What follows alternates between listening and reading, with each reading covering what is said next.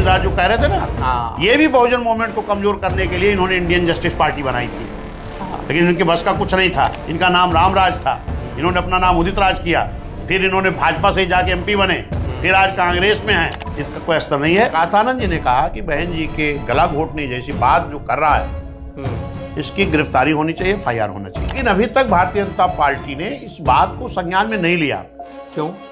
इसका मतलब कि भाजपा भी कांग्रेस से कहीं ना कहीं मिली है। लेकिन बहन जी के गला घोटने जैसी बात पर अभी तक माननीय अखिलेश यादव जी की जुबान नहीं खुली। बहुजन समाज पार्टी के एक नेता ने ऐसा कुछ बोला था कांग्रेस के शीर्ष नेताओं के ऊपर जी, और माननीय बहन जी ने बहुजन समाज पार्टी की गंभीरता को लेते हुए बहन जी ने उस व्यक्ति को तुरंत निकाल दिया था। 1952 से वोट पड़ना शुरू हुआ है। हाँ। इस देश का लगभग 78 ऐसी जाति के लोग थे जिनको बाबा साहब ने वोट का अधिकार तो दिया था, लेकिन उनको चुनाव लड़ने का अधिकार नहीं था। ये शायद माननीय राहुल गांधी जी को हो सकता ना जानकारी हो। पिछड़ा SC ST जिनको अपने वोट की कीमत नहीं मालूम थी। हमारा वोटर बोलता था, अरे बाबू जहाँ का वोट दे दे, हमें वोटे वोटे का मतलब, क्योंकि उसको ज्ञान नहीं था। मैं तो धन्यवाद देता हूँ माननीय कांसी राम साहब मान्या बहन जी को, उन्होंने इस समाज को जगा करके उनको वोट की कीमत बताई। एक और बात राहुल गांधी ने बोली, उन्होंने कहा कि अगर तीनों पार्टियां एक साथ होती तो आज भाजपा सत्ता में नहीं होती। जहां तक गठबंधन का मामला है कि इंडिया गठबंधन की शुरुआत माननीय नीतीश जी ने किया था। लगभग सभी दलों के राष्ट्रीय अध्यक्षों से मिल करके इंडिया गठबंधन की प्लानिंग शुरू किया। उसमें इस देश के सभी नेताओं से मिला उन्होंने। लेकिन मुझे लगता है कि जो हमारी पार्टी बहुजन समाज पार्टी के राष्ट्रीय अध्यक्ष माननीय बहन जी हैं, उनके घर तक वो भी मिलने नहीं आए थे। इंडिया गठबंधन के पिलर सजाए जा रहे हैं, इसके पिलर ज्यादातर भारतीय जनता पार्टी के घर से लाए हुए पिलर हैं। लालू यादव जी से किसी ने बात किया कि बहन जी को क्यों नहीं बुलाया गया, तो उन्होंने कहा कि वो क्यों नहीं आए, तो उनका उनको बुलाया नहीं गया। बॉम्बे की मीटिंग में राम गोपाल जी से जब मीडिया के लोगों ने पूछा, कहा ये कौन है? हाँ। अखिलेश यादव जी कहते हैं इनकी गारंटी कौन लेगा? तो सच तो ये है कि ये लोग इंडिया गठबंधन में मान्य बहन जी को आने ही नहीं देना चाहते थे। अनवर कांसी राम साहब कह के गए थे कि ये दोनों एक नागनाथ हैं, एक सापनाथ हैं। ये जब भी हुकूमत में रहेंगे तो गरीबों को, बहुजन समाज के लोगों को, SC ST माइनॉरिटी के लोगों को ये डसने का काम करेंगे। बहन जी को उनसे मुलाकात नहीं करा, उनको सम्मान नहीं दे रहा। क्या उस तरीके का सम्मान, क्या किसी तरीके की मुलाकात के बाद ये जो तलखियां हैं ये सॉफ्ट हो सकती है क्या? जो बहुजन समाज का बेस वोट है ये तो लोगों को ट्रांसफर हो जाता है, लेकिन और लोगों का जो वोट है, जो बेस है, वो ट्रांसफर नहीं होता। कांग्रेस ने दिल्ली में दमदारी से चुनाव नहीं लड़ा, भाजपा का सहयोग किया, भाजपा की बी टीम बन के काम किया, क्योंकि ये भी जीरो रह गए दिल्ली में। कि गठबंधन के लोग ही, चाहे आम आदमी पार्टी हो चाहे समाजवादी हो, ये लोग खुलेआम कह रहे थे कि भाजपा की बी टीम बन के कांग्रेस काम कर रही है। शिवसेना के लोग कहते हैं कि समाजवादी बी टीम है। गोवा में कांग्रेस कहती आम आदमी भाजपा की भी टीम है। अभी हरियाणा में चुनाव हुआ, वहां भी कांग्रेस कहती आम आदमी भाजपा की भी टीम है। तो ये लोग तो खुद ही लड़ रहे हैं आपस में, तो ये हमारे ऊपर क्या ठीकरा फोड़ते हैं। कैंप जो आप कर रहे हैं लगातार ग्राउंड पर सक्रिय हैं, 27 को लेकर के, BSP को लेकर के किस तरीके का माहौल आपको समझ में आ रहा है? चाहे हमारे विधानसभा पदाधिकारी होगा, चाहे सेक्टर का होगा, चाहे जिले के मंडल के लोग होंगे, ये सभी लोग आप प्रतिदिन एक विधानसभा के एक सेक्टर का कैडर कायम करेंगे। बहुजन समाज पार्टी के तमाम सारे जुड़े हुए लोग, कार्यकर्ता, समर्थक बड़े लंबे समय से ये मांग कर रहे हैं कि digital penetration Bahujan Samaj party का कम है, कमज़ोर है, उसको बढ़ाया जाए। क्या बैठक में कभी इन बातों पर चर्चा होती है कि BSP अपने आप को डिजिटली कैसे मजबूत करे? कमेटी के लोग वो बात जाके मोहल्ले मोहल्ले में बैठ कर पहुँचाने का काम, ठीक है। और उसी आधार पर 2007 में भी हम सरकार में आए थे, और फिर 27 में उसी आधार पर आएंगे। आज भी बाबा साहब के संविधान को अगर पूरी ईमानदारी से कोई लागू कराना चाहता है और उस पर काम करना चाहता है तो बहुजन समाज पार्टी।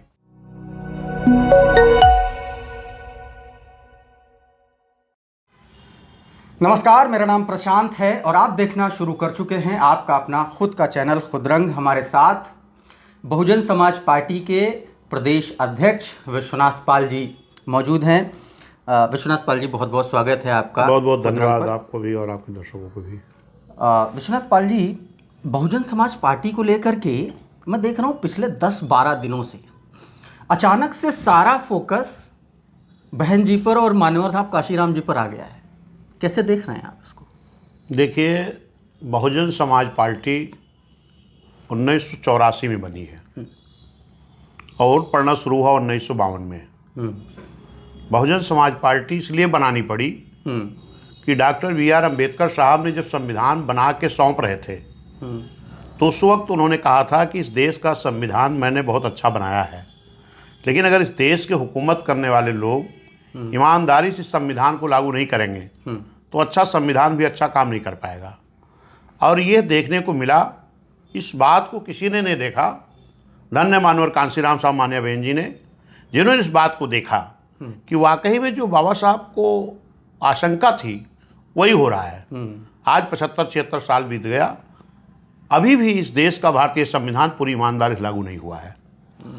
और इसी कारण जब बहुजन समाज पार्टी आई, इस देश के बड़े प्रदेश में हुकूमत की, तभी से इस देश में रहने वाले सारे दलों के पेट में दर्द शुरू हो गया। क्योंकि बहुजन समाज पार्टी के कार्यकर्ता पहले नारा लगाते थे कि यूपी की मजबूरी है, मान्या बहन जी जरूरी है। और जब इस देश के बड़े प्रदेश उत्तर प्रदेश में बिना किसी गठबंधन के अकेले दम पर 2007 में हमारी पूर्ण बहुमत की सरकार बनी, तो हमारे कार्यकर्ताओं ने नारा दिया कि यूपी हुई हमारी, अब दिल्ली की बारी है।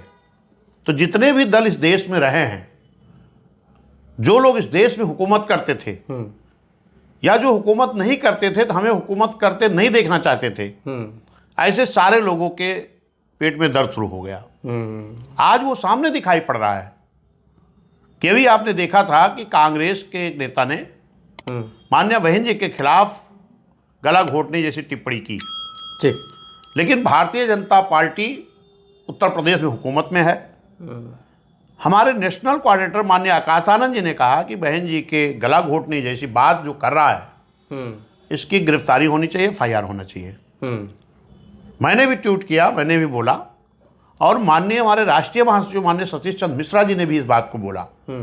लेकिन अभी तक भारतीय जनता पार्टी ने इस बात को संज्ञान में नहीं लिया। क्यों? इसका मतलब कि भाजपा भी कांग्रेस से कहीं ना कहीं मिली है।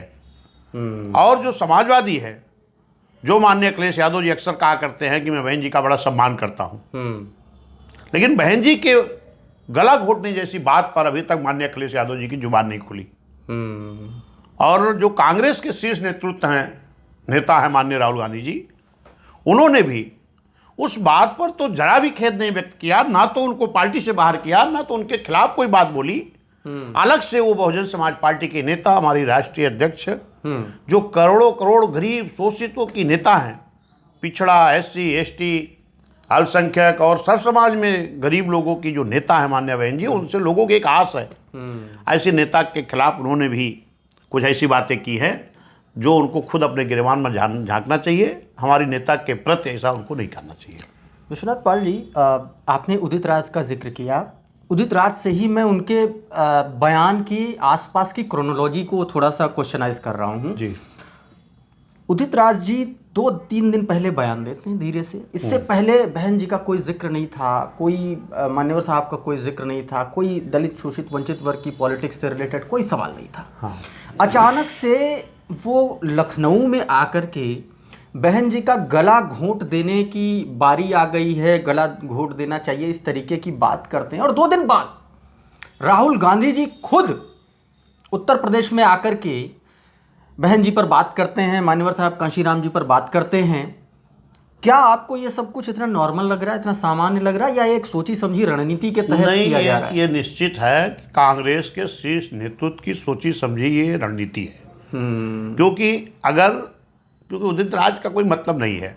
ठीक बात है। अगर उन्होंने ऐसी बात बोली तो उनके शीर्ष नेताओं को इस बात को संज्ञान में लेना चाहिए। आपको मालूम होगा क्योंकि एक बार बहुजन समाज पार्टी के एक नेता ने ऐसा कुछ बोला था कांग्रेस के शीर्ष नेताओं के ऊपर जी, और मान्या बहन जी ने इस बात बहुजन समाज पार्टी की गंभीरता को लेते हुए बहन जी ने उस व्यक्ति को तुरंत निकाल दिया था। लेकिन आज मैं देख रहा हूं कि वही कांग्रेस पार्टी जो मान्या बहन जी के गला घोटने जैसी बात करने के बाद भी उनका एक शब्द नहीं आया।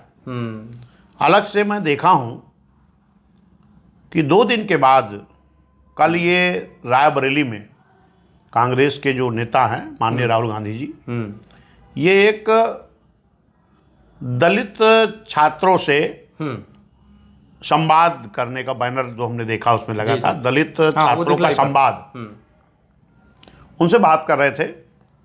और उन्होंने कहा कि जब वो वहाँ के छात्रों ने कहा कि बहुजन समाज पार्टी की राष्ट्रीय अध्यक्ष मान्या बहन जी बहुत अच्छी नेता हैं, हम गरीबों के लिए, SC ST के लिए, पिछड़ों के लिए, अल्पसंख्यकों के लिए बहुत अच्छा काम करती हैं।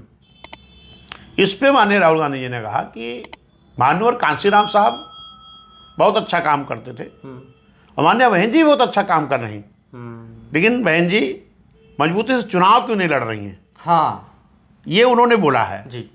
लेकिन मेरा ये कहना है कि अभी कुछ दिन पहले माननीय राहुल गांधी जी ने हमारे मसीहा माननीय कांशीराम साहब के ऊपर भी टिप्पणी किया था और उन्होंने कहा था कि माननीय कांशीराम साहब का दलितों की राजनीति में या गरीबों की राजनीति में कोई योगदान नहीं है। ये माननीय राहुल गांधी जी ने कहा था। हाँ, मुझे याद है, वो ये कह रहे थे कि वोटर्स के बिना कांशीराम जी कुछ नहीं। और जिस तरीके से वो संबोधन था मान्यवर साहब के बारे में, वो बड़ा ओछा नहीं। वोटर तो सबसे महत्वपूर्ण है ही है, ठीक बात है। लेकिन मैंने देखा कि इस देश में 1952 से वोट पड़ना शुरू हुआ है। हाँ। इस देश का लगभग 78 ऐसी जाति के लोग थे जिनको बाबा साहब ने वोट का अधिकार तो दिया था, लेकिन उनको चुनाव लड़ने का अधिकार नहीं था। ये शायद माननीय राहुल गांधी जी को हो सकता ना जानकारी हो। और अगर 78 ऐसी जातियों को चुनाव लड़ने को नहीं मिला तो इसकी जिम्मेदार कोई और नहीं, वो कांग्रेस थी। क्या और जी, बहुजन समाज पार्टी जब मानवर साहब ने बनाया तो इतनी जल्दी नहीं बनाया। मानवर कांशीराम साहब ने जिस समाज को इस देश का हुक्मरान बनाना चाहते हैं, उस समाज की गैर राजनीतिक सामाजिक संगठन की जड़ों को भी मजबूत किया। मानवर कांशीराम साहब ने 78, 79, 80 एक गैर राजनीतिक संगठन बनाया, बामसेफ। फिर 79, 80, 81 दलित शोषित संघर्ष समिति एक गैर राजनीतिक संगठन बनाया। फिर जाके बहुजन समाज पार्टी बनाया। और इस दबे कुचले समाज में खास तौर पर अति पिछड़ा SC ST जिनको अपने वोट की कीमत नहीं मालूम थी, वोटर तो थे लेकिन उनको अपनी वोट की कीमत नहीं मालूम थी। वो कहते थे कि कोई निरिप हुए हमें कहानी, ठीक बात। चेयर छोड़ हो ना रानी। हमारा वोटर बोलता था, अरे बाबू जहाँ का वोट दे दे, हमें वोटे वोट इसका मतलब, क्योंकि उसको ज्ञान नहीं था। मैं तो धन्यवाद देता हूँ माननीय कांशीराम साहब मान्या बहन जी को, उन्होंने इस समाज को जगा करके उनको वोट की कीमत बताई और एक नारा दिया था, जिसकी इतनी संख्या भारी उसकी उतनी हिस्सेदारी। उसके तहत इस देश में सभी जाति धर्म समाज के लोगों को राजनीतिक पाठ पढ़ाया, वोट का अधिकार बताया, राजनीति सिखाया, तो माननीय कांशीराम साहब मान्या बहन जी इसमें शामिल है। एक और बात राहुल गांधी ने बोली, उन्होंने कहा कि अगर तीनों पार्टियां एक साथ होती तो आज भाजपा सत्ता में नहीं होती। गठबंधन का इशारा सीधा नहीं दिया जाता है। ये राजनीति को समझने वाले, जानने वाले बहुत अच्छे से बात जानते हैं। क्या राहुल गांधी का ये इशारा 2027 को लेकर है? क्या राहुल गांधी इसलिए छटपटा रहे हैं कि समाजवादी पार्टी से उनके समीकरण बिगड़ गए हैं? देखिए, इस मुद्दे पर तो बहुजन समाज पार्टी के नेता, हमारी राष्ट्रीय अध्यक्ष मान्या बहन जी ही इस मुद्दे पर निर्णय लेती हैं जी, क्योंकि हम सभी लोग एक कार्यकर्ता हैं। भले बहन जी ने हमको यूपी का प्रेसिडेंट बनाया है, लेकिन हम लोग कार्यकर्ता हैं। हमारी नेता मान्या बहन जी हैं। जो बहन जी एक रणनीति बनाती हैं, प्लानिंग करती हैं, हम लोग उसी पर काम करते हैं। ठीक बात है। जहाँ तक गठबंधन का मामला है, जहाँ तक मुझे जानकारी है कि इंडिया गठबंधन की शुरुआत माननीय नीतीश जी ने किया था। घूम घूम करके पूरे देश में उन्होंने लगभग सभी दलों के राष्ट्रीय अध्यक्षों से मिल करके इंडिया गठबंधन की प्लानिंग शुरू किया। ठीक बात। उसमें इस देश के सभी नेताओं से मिला उन्होंने। लेकिन मुझे लगता है कि जो हमारी पार्टी बहुजन समाज पार्टी के राष्ट्रीय अध्यक्ष मान्या बहन जी हैं, उनके घर तक वो भी मिलने नहीं आए थे। वो भी नहीं आए थे। उस वक्त भी मैंने कहा था कि ये जो इंडिया गठबंधन के पिलर सजाए जा रहे हैं, मैंने कई जगह भाषण में बोला था जी। जो इंडिया गठबंधन के पिलर सजाए जा रहे हैं, इसके पिलर ज्यादातर भारतीय जनता पार्टी के घर से लाए हुए पिलर हैं। इस गठबंधन का कोई मतलब नहीं है। और इस पे माननीय बहन जी ने कहा था कि ये जो लोग इंडिया गठबंधन बनाने के लिए बिहार में इकट्ठा हो रहे हैं, उस वक्त बहन जी ने बोला था कि दिल मिले ना मिले हाथ मिलाते रहें। ये बहन जी ने कहा था। और उस वक्त भी माननीय लालू यादव जी से किसी ने बात किया कि बहन जी को क्यों नहीं बुलाया गया, तो उन्होंने कहा कि वो क्यों नहीं आए, तो उनको बुलाया नहीं गया। नीतीश जी कभी मिलने नहीं आए। बॉम्बे की मीटिंग में राम गोपाल जी से जब मीडिया के लोगों ने पूछा, कहा ये कौन है। हाँ, अखिलेश यादव जी कहते हैं इनकी गारंटी कौन लेगा। तो सच तो ये है कि ये लोग इंडिया गठबंधन में माननीय बहन जी को आने ही नहीं देना चाहते थे। ये सच है। अगर ये सच नहीं था तो माननीय अखिलेश यादव जी ने जो इनका 26-28 दलों का गठबंधन था, क्या किसी और दल की गारंटी के बारे में पूछा था क्या? ठीक बात है, नहीं पूछा।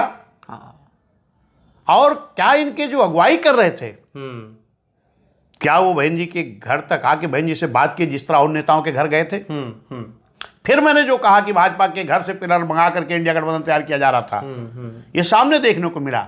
ठीक बात। बहन जी की गारंटी पूछने वाले लोग, उनका मुंह बंद हो गया जब माननीय नीतीश जी, जिन्होंने अगुवाई किया, वो छोड़ वही बीजेपी के पिलर थे, वो जाके बाहर खड़े हुए। ठीक बात है। ममता जी बाहर खड़ी हुई। तो ये तो अगुवाई करने वाले बाहर खड़े हुए। ये बहन जी को इसका हश्र मालूम था, क्योंकि मान्य बहन जी हमारी बहुत सूझबूझ की नेता है। इसीलिए मान्य बहन जी ने उसी वक्त कहा था पहली मीटिंग में कि दिल मिले ना मिले हाथ मिलाते रहें। और कांग्रेस के लोगों ने, इंडिया गठबंधन के जो लोग थे, इन्होंने बिहार में जब पहली मीटिंग किया था तो इन्होंने रखा था पीडीए गठबंधन। पीडीए। और दूसरी मीटिंग जब इनकी कर्नाटका या तेलंगाना कहां उधर हुई थी, तब उसमें उसका नाम हो गया इंडिया गठबंधन, इंडिया गठबंधन। इंडिया गठबंधन एक ही जो इनका मोर्चा था, गठबंधन था जी। उसी में मैं देख रहा हूं कि एक दल कह रहा पीडीए गठबंधन, एक कह रहा इंडिया गठबंधन। और इनका गठबंधन मैंने देखा है कि ये पूरी तरह स्वार्थी गठबंधन, इंडिया गठबंधन। ये अपनी गलती नहीं ले रहे हैं, ये बहन जी के ऊपर थोप रहे। बहन जी आ जाती, ठीक बात, तो हम सरकार बना लेते। अरे भाई, भाजपा में और आप में फर्क क्या है? हम तो अपनी सरकार बनाने की बात करेंगे ना। हम भाजपा को हटाने की, कांग्रेस को बनाने की, या कांग्रेस को हटाने की, भाजपा को बनाने की बात क्यों करेंगे? ठीक बात। मानवर कांसीराम साहब कह के गए थे कि ये दोनों एक नागनाथ हैं, एक सापनाथ हैं। ये जब भी हुकूमत में रहेंगे तो गरीबों को, बहुजन समाज के लोगों को, SC ST माइनॉरिटी के लोगों को ये डसने का काम करेंगे। और ये साफ साफ दिखाई पड़ रहा है। अध्यक्ष जी, एक और सवाल है। गठबंधन की जब राजनीति होती है, अब चूंकि बहन जी ने कांग्रेस के साथ भी काम किया, गठबंधन किया, मान्यवर साहब ने भी गठबंधन में वो रहे, और समाजवादी पार्टी के साथ भी गठबंधन हुआ आप सबका। तमाम सारे विवादों के बावजूद, असहमतियों के बावजूद बहन जी ने बड़ा दिल दिखाया। क्या राहुल गांधी का ये प्रपोज़ल, जिसका सबसे ज़्यादा दर्द जो मैं समझ पा रहा हूँ सोशल मीडिया से लेकर के यहाँ तक, कि मुलाकात नहीं कर रहा कोई, बहन जी को उनसे मुलाकात नहीं कर रहा, उनको सम्मान नहीं दे रहा, क्या उस तरीके का सम्मान, क्या किसी तरीके की मुलाकात के बाद ये जो तलखियाँ हैं ये सॉफ्ट हो सकती हैं क्या? देखिए, गठबंधन को लेकर के अभी मान्या बहन जी का ट्वीट आया है, आपने देखा होगा जी। हमारी नेता मान्या बहन जी ने कहा है बहुजन समाज पार्टी का गठबंधन कांग्रेस के साथ भी हुआ है, समाजवादी के साथ भी हुआ है। ठीक बात। मानव साहब थे, लेकिन इसका जो हमने, जो बहुजन समाज पार्टी ने, हमारी नेता ने, मानव साहब मान्या बहन जी ने इसका जो एक आकलन निकाला हान लाभ का, तो ये देखा गया कि जो बहुजन समाज का बेस वोट है ये तो लोगों को ट्रांसफर हो जाता है, लेकिन और लोगों का जो वोट है, जो बेस है, वो ट्रांसफर नहीं होता। खास तौर पर कांग्रेस का तो कोई बेस है ही नहीं। और जिस तरीके उन्होंने कहा कि बहुजन समाज पार्टी दमदारी से चुनाव नहीं लड़ी। तो मैं कांग्रेस के लोगों से पूछना चाह रहा हूं, माननीय राहुल गांधी जी से पूछना चाह रहा हूं कि आप माननीय बहन जी के ऊपर इस तरह की बातें करने से अच्छा होता कि आप अपने गिरेबान में झांकते। ठीक बात। अभी दिल्ली में चुनाव हुआ है और दिल्ली के चुनाव, उस दिल्ली प्रदेश में कांग्रेस की एक बार नहीं कई बार गवर्नमेंट रही हो, कई बार कांग्रेस का मुख्यमंत्री रहा हो, और उस प्रदेश में इससे साफ सिद्ध होता है कि कांग्रेस ने दिल्ली में दमदारी से चुनाव नहीं लड़ा, भाजपा का सहयोग किया, भाजपा की बी टीम बन के काम किया, क्योंकि ये भी जीरो रह गए दिल्ली में। और जीरो ही नहीं रह गए, इनका तो एक गठबंधन था, आम आदमी का, समाजवादी का, कांग्रेस का, इनका इंडिया गठबंधन था। फिर वहां मैं देख रहा हूं इनके गठबंधन के लोग ही, चाहे आम आदमी पार्टी हो चाहे समाजवादी हो, ये लोग खुलेआम कह रहे थे कि भाजपा की बी टीम बन के कांग्रेस काम कर रही है। और इससे ये नहीं सिद्ध होता कि दिल्ली में कांग्रेस के लोगों ने भी बिना मन के चुनाव लड़ा। 2000, 4000, 6000 तक उनके वोट आए, जिनकी सरकारें रहती थी, और उतना ही वोट था जिसमें आम आदमी पार्टी हारी। तो कई सीटों पर ऐसा रहा है। अगर ये कांग्रेस बीजेपी की बी टीम बन के काम नहीं करती, अगर कांग्रेस मन से चुनाव लड़ती, ठीक बात, तो भारतीय जनता पार्टी गवर्नमेंट वहां नहीं बनती। और इतने नहीं, ये कौन सा गठबंधन भाई, महाराष्ट्र में इन्हीं गठबंधन के एक अंग हैं, शिवसेना के लोग कहते हैं कि समाजवादी बी टीम है। गोवा में कांग्रेस कहती आम आदमी भाजपा की भी टीम है। अभी हरियाणा में चुनाव हुआ, वहां भी कांग्रेस कहती कि आम आदमी भाजपा की भी टीम है। तो ये लोग तो खुद ही लड़ रहे हैं आपस में, तो ये हमारे ऊपर क्या ठीकरा फोड़ते हैं। आज भी जो मेरी स्थिति है, एनडीए गठबंधन 38 दल और इंडिया गठबंधन 28 दल, जरा अलग करके इनका आंकड़ा निकाल लो तो बहुजन समाज पार्टी से बहुत पीछे नजर आएंगे लोग। ठीक बात। और बहुजन समाज पार्टी अकेले लड़ रही थी, और इसके बाद भी जो कह रहे हैं कि बीएसपी बी टीम है, कमजोर लड़ी है, इसी लोकसभा में भी 38 दल और 28 दल होने के बाद भी बीएसपी अकेले दम पर चुनाव लड़ी है। और हमारा वोट परसेंटेज भले ही कम हुआ है, ये राजनीतिक उतार चढ़ाव होता रहता है। नहीं, हमने 1.5 लाख, 50,000, 80,000, 90,000, 2.25 लाख तक वोट हमको मिला है अकेले दम पर। एक मैंने बड़ा इंटरेस्टिंग फैक्ट उसमें से देखा जी, सीएसडीएस का पोस्ट पोल सर्वे में देख रहा था जी, उसमें मैंने देखा बड़ा सरप्राइजिंगली जो कोर वोट बैंक में जो जाटव वोट बैंक है वो आपकी तरफ बढ़ा है ओवरऑल एससी में, उत्तर प्रदेश में। ये सीएसडीएस का पोस्ट पोल सर्वे बता रहा है। क्या आपका जो, मैं वही लौट रहा था, कैडर कैंप जो आप कर रहे हैं लगातार ग्राउंड पर सक्रिय हैं, 27 को लेकर के, बीएसपी को लेकर के किस तरीके का माहौल आपको समझ में आ रहा है ग्राउंड पर? देखिए, हमारा जो ग्राउंड सामने आ रहा है, हमारी नेता मान्य बहन जी ने अभी 16 जनवरी को जी उत्तर प्रदेश के जिला अध्यक्ष सहित अन्य कोऑर्डिनेटर और प्रभारी जो हैं, इन जिम्मेदार साथियों को बुला करके बहन जी ने एक बैठक लिया था। और बहन जी ने कहा कि देखिए, Bahujan Samaj party cadre based party है और इसी कैडर के बल पर बहुजन समाज पार्टी सत्ता में आई है। और फिर से आप लोग, चाहे हमारे विधानसभा पदाधिकारी होगा, चाहे सेक्टर का होगा, चाहे जिले के मंडल के लोग होंगे, ये सभी लोग आप प्रतिदिन एक विधानसभा के एक सेक्टर का कैडर कैंप करेंगे। और उस कैडर कैंप में, सेक्टर का कैडर कैंप का मतलब कि 10 बूथ का कैडर कैंप। हमारा सेक्टर जो होता है 10 बूथों का होता है। 10 बूथ के हमारे बूथ के पदाधिकारी होंगे और 10 बूथ का सेक्टर है तो उसकी कमेटी होगी। और हर बूथ से हर जाति समाज के लोग, सभी धर्म के लोग उस कैडर कैंप में शामिल होंगे। फिर उसमें हम बहुजन समाज के लोग बाबा साहब के संघर्षों के बारे में, मानव साहब संघर्षों के बारे में और बहन जी के संघर्षों के बारे में, और जो मान्य बहन जी ने सर्व समाज के साथ साथ खास तौर पर एससी, एसटी, ओबीसी और माइनॉरिटी के लिए जो बहन जी ने तमाम काम किए हैं, जन कल्याणकारी काम किए हैं, उन कामों को हम लोग बताएंगे और हमारे सेक्टर बूथ के लोग फिर जा करके अपने अपने बूथ पर एक एक मोहल्ले में बताने का काम करेंगे। और निश्चित है कि इसी कैडर बेस के बल पर 2007 के तर्ज पर 2007 में हमारा किसी से गठबंधन नहीं हुआ था, ठीक बात, दलों का। हमारा गठबंधन हुआ था जनता का गठबंधन, हमारा गठबंधन हुआ था एक भाईचारे का गठबंधन। फिर उसी तर्ज पर हमारे सभी वर्कर मिल करके बूथ वाइज जा करके जो भाई जी ने काम किया है, जो हमारे महापुरुष उनके बारे में बता करके फिर एक जनता का गठबंधन हम तैयार कर रहे हैं। ठीक बात है। सर्वजाति समाज के लोग गठबंधन तैयार कर रहे हैं और फिर उसके बल पर हम अपनी सरकार बनाएंगे। हमने तो देखा है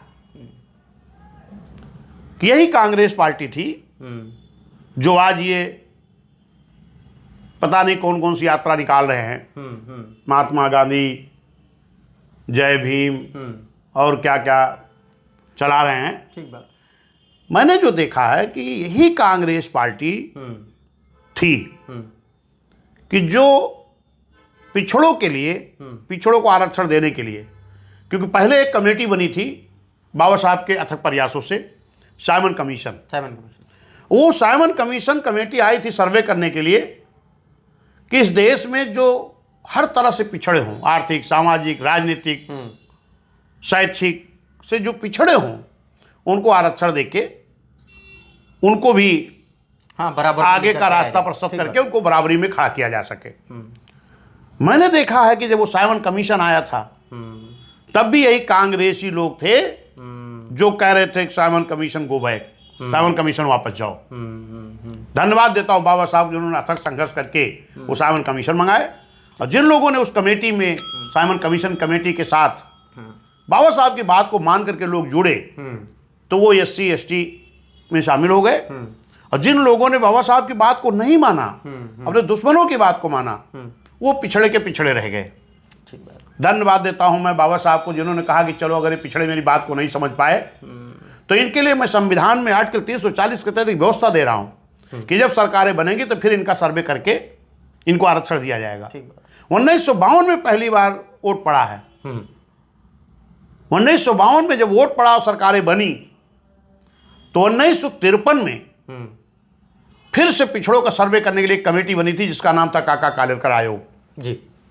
और उसकी रिपोर्ट भी 1957 में आ गई थी।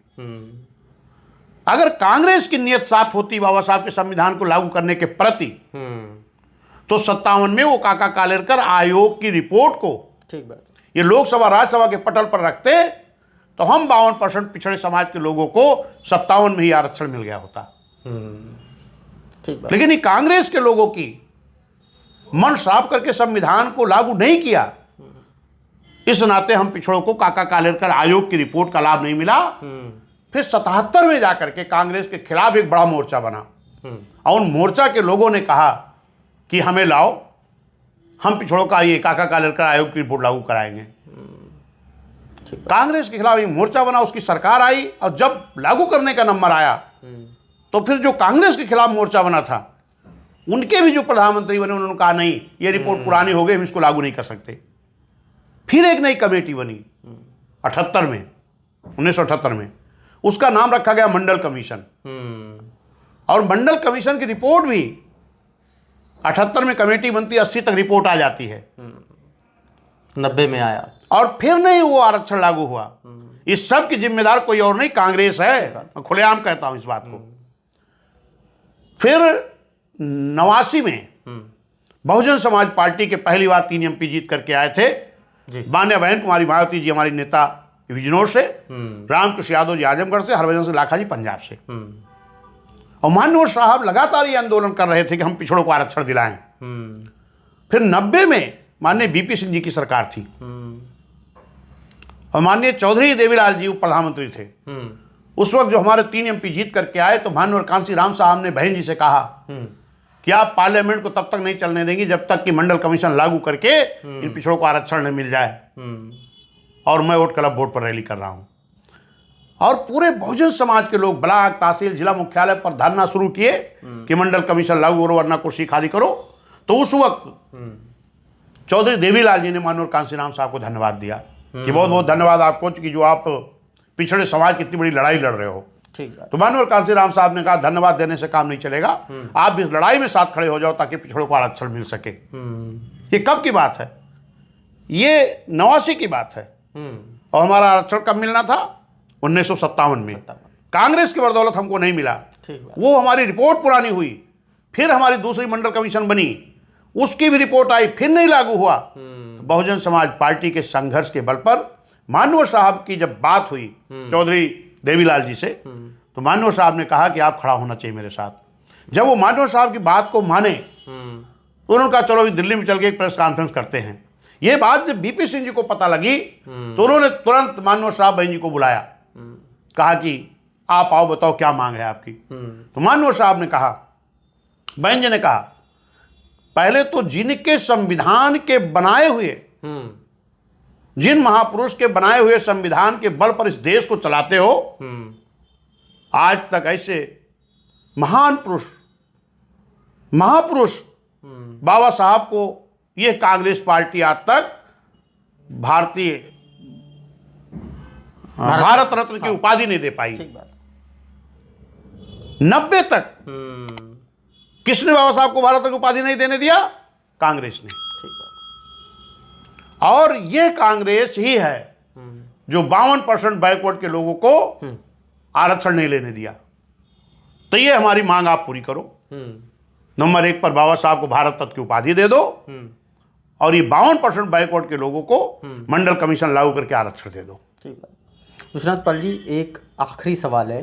तब जाकर के, एक मिनट, तब जाकर के बहुजन समाज के बल पर, माननीय कांशीराम साहब के बल पर, बहन जी के बल पर जाकर के हम पिछड़ों को आरक्षण 90 में माननीय बीपी सिंह की सरकार मंडल कमीशन लागू तब मिला है। और SC ST समाज के लोगों को जो कुछ मिला है, जो बोल रहे हैं ना कि हमने दिया है, कुछ नहीं दिया। यहां तक कि पहली बार जब बहन जी बिजनौर चुनाव लड़ने आई तो कांग्रेस के लोगों ने बाबू जगजीवन राम जी की बेटी को नौकरी इस्तीफा दिला करके ला करके बहन जी के खिलाफ लड़ाया कि बहन जी नेता ना बन पाए। तो ये तो इनकी पुरानी चाल है, नई चाल नहीं है। ठीक बात।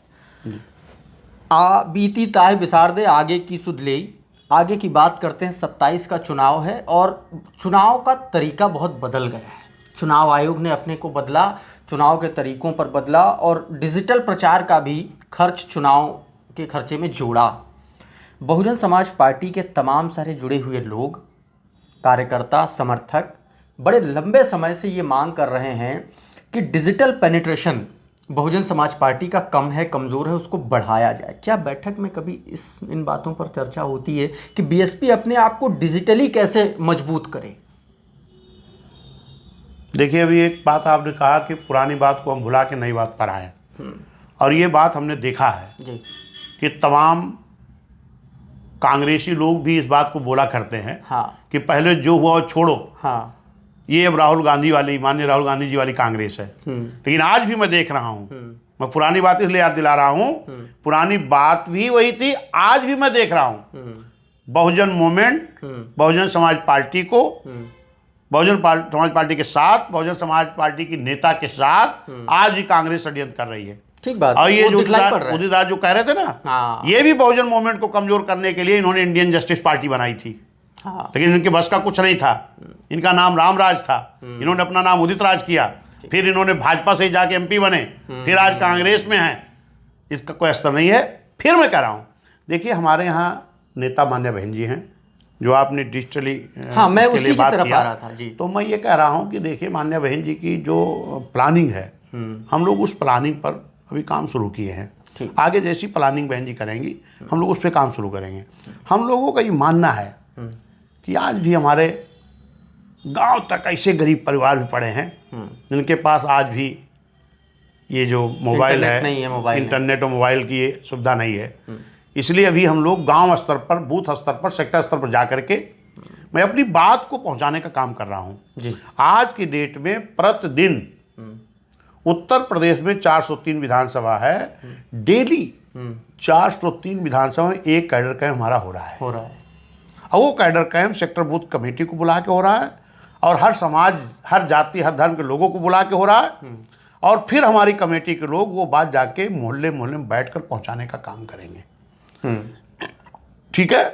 और उसी आधार पर 2007 में भी हम सरकार में आए थे और फिर 27 में उसी आधार पर आएंगे।